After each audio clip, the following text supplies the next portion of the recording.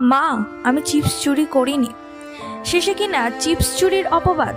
পাঁশকুড়ার 13 বছরের কৃষ্ণেন্দুর অপরাধ ছিল মিষ্টির দোকান থেকে হাওয়ায় উড়ে এসে রাস্তায় পড়ে থাকা 3টে 5 টাকা দামের চিপসের প্যাকেট তুলে নেওয়া। তাতেই জোটে চোর অপবাদ। ভরা রাস্তায় করানো হয় কান ধরে উঠবোস, যদিও সে চিপসের পুরো দাম 15 টাকা মিটিয়ে দিয়েছিল দোকানদারকে। বাড়ি গিয়ে মায়ের কাছেও শুনতে হয়েছিল বকা। অপমানের বোঝা সহ্য করতে না পেরে কীটনাশক খেয়ে নিজের জীবন কেড়ে নিল 7ম শ্রেণীর কিশোর। তমলুক মেডিকেল কলেজে শেষ চেষ্টা হলেও রক্ষা করা গেল না। সোমবার সকালে নিথর হয়ে বাড়ি ফিরল কৃষ্ণেন্দু।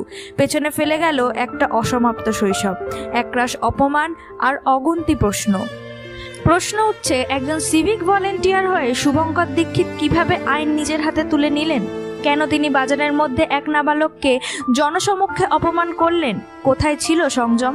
কোথায় ছিল বিচারবোধ? সিসিটিভি ফুটেজ দেখাতে রাজি নন অভিযুক্ত শুভঙ্কর। নীরবতা তার একমাত্র প্রতিক্রিয়া। কিন্তু নীরব নয় গোসাইবের, বাড়ছে প্রতিবাদের সুর।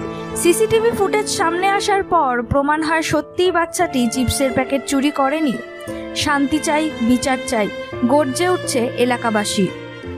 আজ কৃষ্ণেন্দু নেই, রয়ে গেছে তার শেষ আর্তনাদ, মা, আমি চুরি করিনি। এতটা অমানবিক কেন হয়ে যাচ্ছি আমরা? সব ব্যাপারেই নিজেদের হিংস্র রূপ প্রকাশ করতেই হবে। সত্যিই কি ছেলেটার কোনো অপরাধ ছিল?